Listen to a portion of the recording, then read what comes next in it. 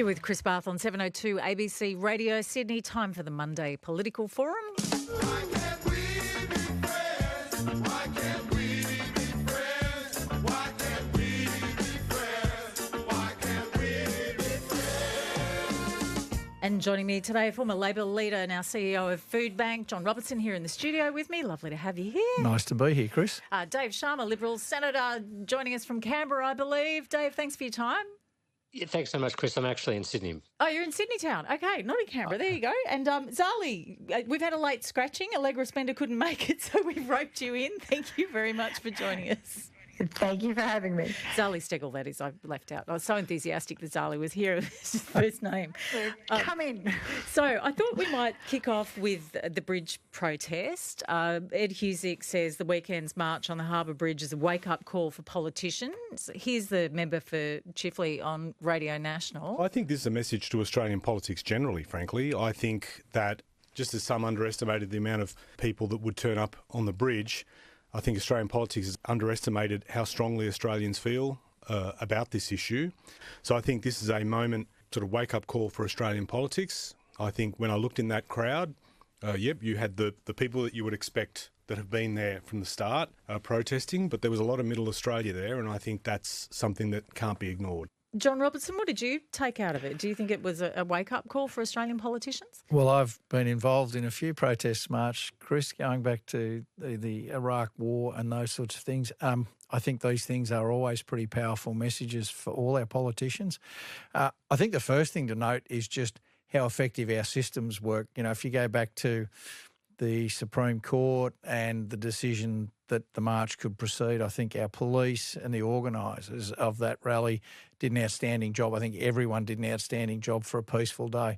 I think these things do convey a message, and the weather would have impacted on a lot of people not attending. I know people who went and decided and went to the city and then decided there were so many people there in the weather that they'd just hang around the city and not even participate in the march. But so there would have been a lot of people who either wanted to attend but the weather put them off, or went and just saw the numbers and were slightly put off by it.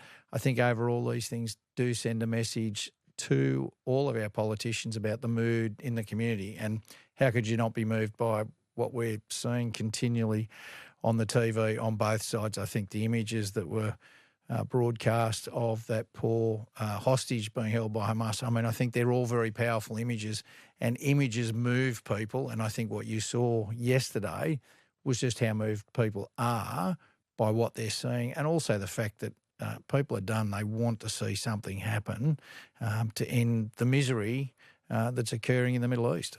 Senator Dave Sharma, as a serving politician, what did you take out of it? Well, look, I respect, and obviously it was on full display yesterday that people feel very strongly about this issue, and I can understand that. I mean, not only the humanitarian suffering amongst the Palestinian civilian population in Gaza, but also the fate of the hostages that are still being held there, and just the general bloodshed and trauma that this conflict has led to. I can understand that, and I respect people's right to protest about it. I do have misgivings, though, about allowing critical pieces of infrastructure to be disabled for large chunks of the day for a protest which is essentially about an issue over which Australia has very little agency and influence. And I'm also, I'm very conscious, because of the level of animosity directed particularly towards Australia's Jewish community over the past 2 years, that these protests, this one didn't, I don't think, but these protests have in the past led to some pretty disturbing episodes of anti-Semitism and harassment directed at Australia's Jewish population. Zali Stegel, what did you take out of the protest on the weekend? Look, well, I actually attended with my husband. I haven't attended any of the protests in the past, and I certainly have not agreed with some of the messaging and some of the actions of some of those involved, and called that out. And I agree with Dave that it has been incredibly distressing for Jewish Australians to be sort of held responsible for the actions of what is happening overseas, and we can't have that lead to anti-Semitism and that break of social cohesion in Australia. But I did attend the march and was able to cross the bridge with my husband, feeling really strongly that the breaches of international human rights law, this prevention of aid, of food and medical aid to innocent civilians is unacceptable. It's unconscionable, and it has to be called out. And I think for many in the community, it's the distress and frustration of what are the levers to break through to send a clear message that this simply cannot continue. You're listening to the Monday Political Forum. With me, the independent member for Warringah, Zali Steggall, Liberal Senator Dave Sharma, and John Robertson, former Labor leader, now CEO of Food Bank. It was interesting today to wake up this morning and find police copping some criticism for turning protesters around. The police have been saying they were really worried about a crowd crush. There have been accusations today that they fabricated the potential for danger. John Robertson, would police lie so blatantly and publicly about that? I'm never one for conspiracy theories, Chris, and I've got to say, who'd be a copper today when you've got to make instant decisions and everyone replays whatever your actions were in slow motion? I do think it was a short time frame to build a rigorous process to make sure people are safe. I'm not convinced that there was any conspiracy. I think the police were making decisions on the run, as we've heard in the media reports. I think all in all, the fact that people were turned around, which frankly would have been no mean feat, and done so without anyone getting angry or anyone getting injured, I think is a credit to the police in this situation. And as I say, I think by and large our police do a fantastic job and are often having their actions or decisions reviewed in slow motion, a bit like the bunker in the NRL. You've got to make instant decisions and people make judgment calls in that instant based on what's before them. Zali Steggall, you were there. Do you feel like the police made the right call? Was there anything untoward in their decision to turn people around from what you were seeing? Yeah, I'd have to say from my personal experience, it was fairly strange. And I have to start, all police that I came across along the bridge, especially at the exit at the north end, were incredibly friendly, supportive and helpful. And I'm really thankful for so many of them being out there at short notice and obviously the concerns around such a big crowd. But it was strange is the best way I could describe it, that we got to about halfway. I got the first text message. I genuinely thought it was a spam text of someone trying to actually disrupt the march and cause confusion by sending a text the way it was. It was kind of contradicted by, I looked online to news reports that indicated there were 3 exit strategies possible from the march, retrace your steps or exit on the northern side if you were a northern side resident of Sydney. So I actually continued, my husband and I continued along the side of the bridge to the other end. And we had, the first part you had a trickle of people walking back and then gradually it became this throng of the full march coming back against you. I had received information that we could get off at the other side, so continued that way. So I would question that the whole process of turning a march around seemed to actually create the prospect of a crush in itself by doing that very action when you had such a mass of people. So I am curious. I would be, I'm not saying conspiracy theories and I'm not putting anything out there, but it was fairly, it was a strange course of action in the context of such a large amount of people going in a clearly stated direction. Even the fact that you didn't U-turn people around and use the Cahill Expressway, for example, different lanes of the bridge, rather than sending people back along the very same path. You had wheelchairs and prams and all sorts of things going on. Yeah, so to me, it was, I do have questions around the process and of the decision-making of what occurred.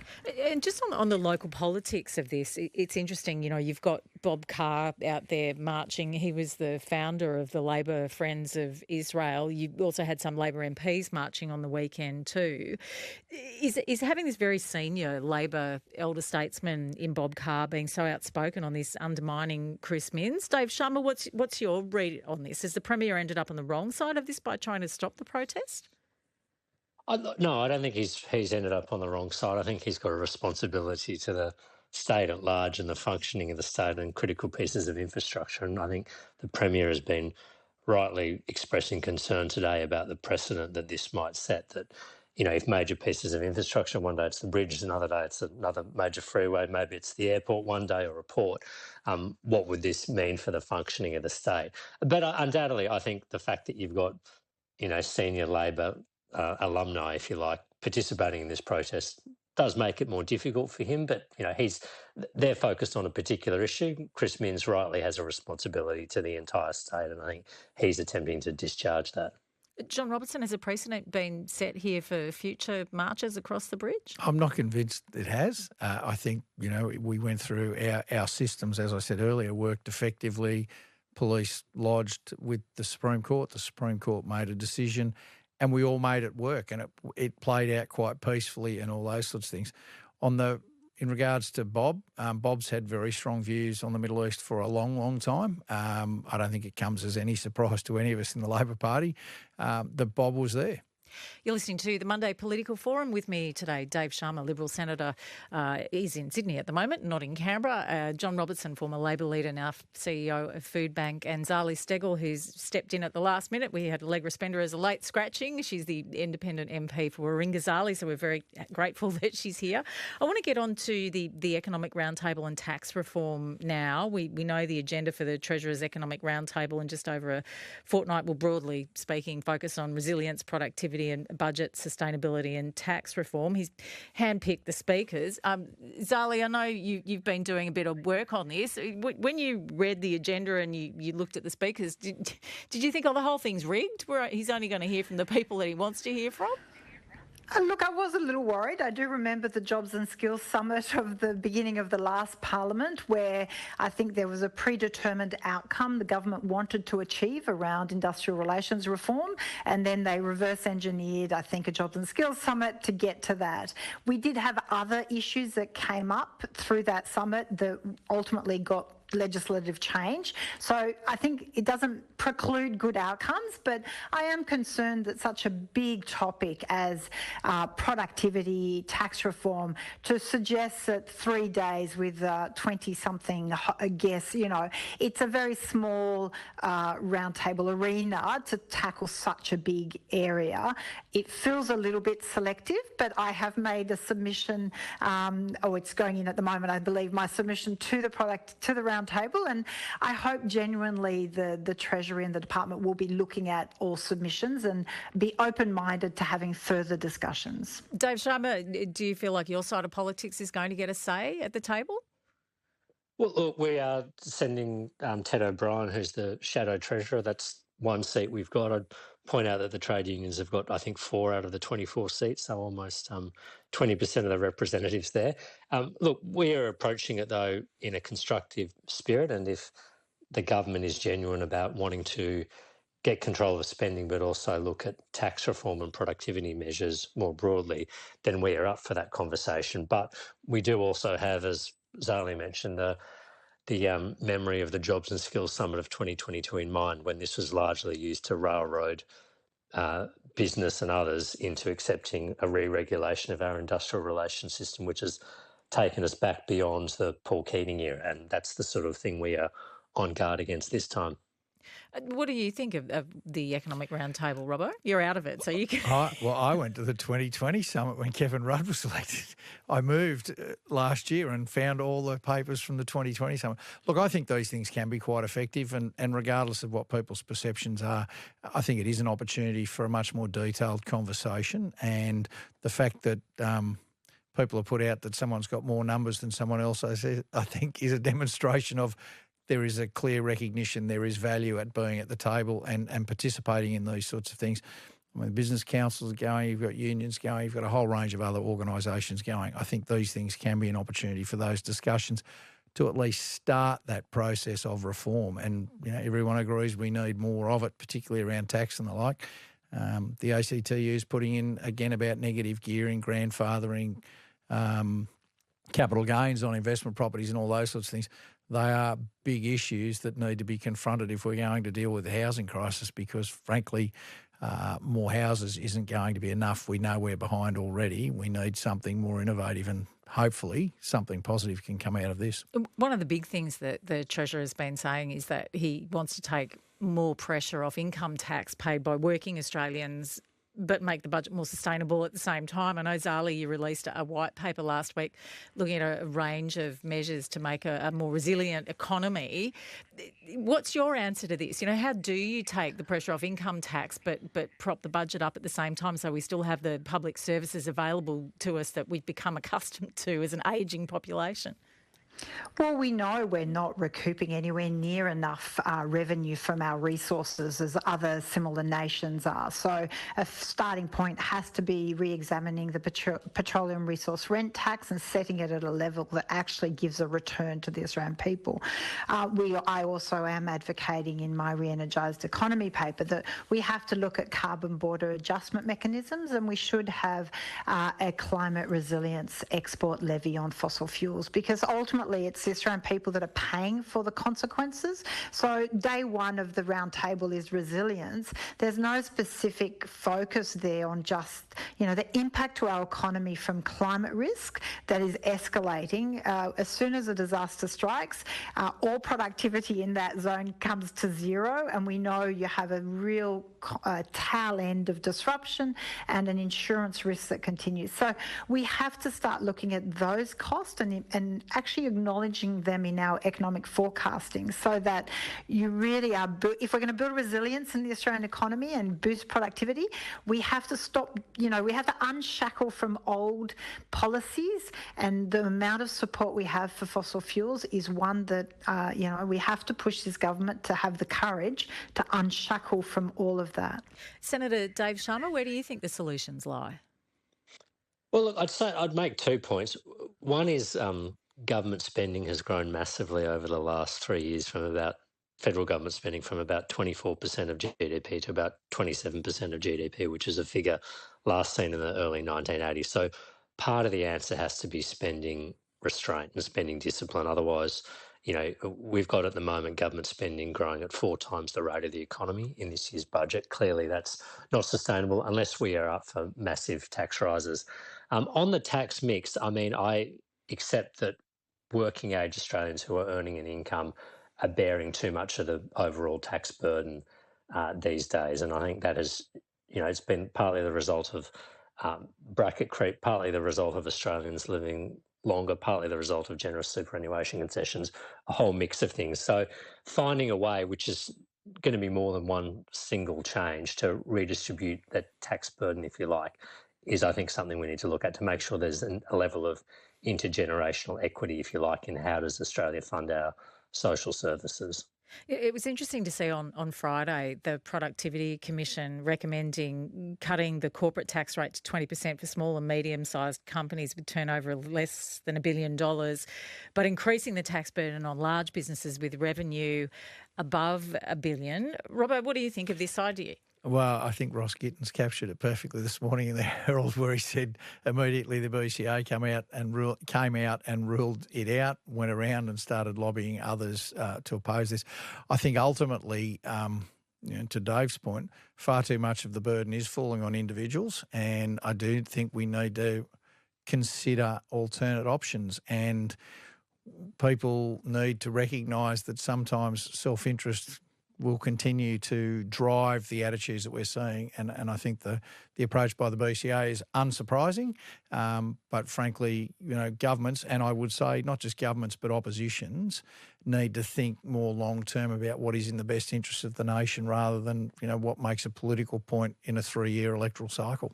Zali, what do you think of the Productivities Commission recommendation? Look, I think it certainly deserves a close analysis. My concern is too much of the government, maybe programs and policies are very geared to the very large corporations. There's very little support for small and medium-sized businesses.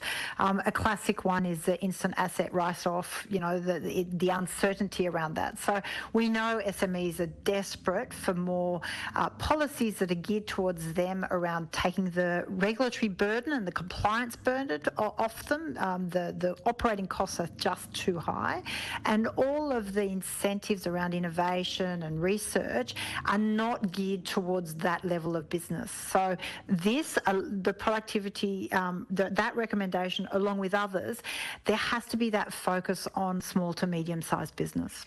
Just before we go, I wanted to touch on the man that Sydney lost last week, Father Chris Riley. He was an incredible crusader for young people. He helped thousands of vulnerable kids turn their lives around. He was renowned for his stubborn determination to help them, also for going travelling with plastic shopping bags and not using luggage. I remember going on a trip and watching him do that once. He didn't take no from an answer from anybody. Do you think every cause needs a champion like Father Chris, or will government actually get to a point where people don't slip through the cracks? Dave Sharma? I think there's always going to be a role for someone with the passion and dedication of Father Chris Riley. I didn't know him personally, but I think the outpouring of emotion and in the tributes that have been given to him just speaks to how many lives he's touched. And look, government by its nature is an impersonal bureaucracy hemmed in by rules and processes and systems, and you often need someone with the charisma and dedication of someone like Chris Riley to actually make sure that people who otherwise don't have a voice or otherwise aren't heard do get paid attention. Zali Steggall, does every cause need a Father Chris Riley? Oh, if only. I mean, I don't know if we have as many passionate people across every cause, but look, Youth Off the Streets is a fantastic organisation and cause, so incredibly important to get youth off the street. So it has lost an incredible champion, but what a legacy that Father Riley leaves behind, and hopefully an inspiration for many more. Robbo, you would have bumped into Father Chris Riley indeed. over the years. I had a good friend who worked with Father Chris for quite a significant period of time. I think working in this sector like I do now, you can't afford to take no for an answer. You've just got to persist, persist, persist. My kids gave me a sign years ago for my birthday, which was the word persist. And I think Chris Riley transformed literally thousands of lives. There will be people out there now contributing to society because of the great work he did. Yeah, and you've got a birthday shout out. I know. I do. Let you get away. Yeah, thanks. It's my son Aiden's birthday today. Happy birthday, pal, and look forward to dinner shortly. Dave, Zali, would you like to wish Aiden happy birthday as well? Absolutely. Of course, I'd be Happy very birthday, happy Aidan. to. Happy birthday, Aidan. Zali, thank you so much for stepping in at the last minute. Really appreciate it. My pleasure, thank you. Zali Steggall stepping in for Allegra Spender. Allegra was a very late scratching, so we are indebted to Zali, the independent MP for Warringah, for being here. Liberal Senator Dave Sharma, thank you very much for your time too. A pleasure. Thanks so much for having me on. And John Robertson, lovely to have you here with us in the studio. Happy birthday, Aiden, if you're listening. Did Dad do a good job? Text yes or no, 0467 922 702. You've got to get in quick though.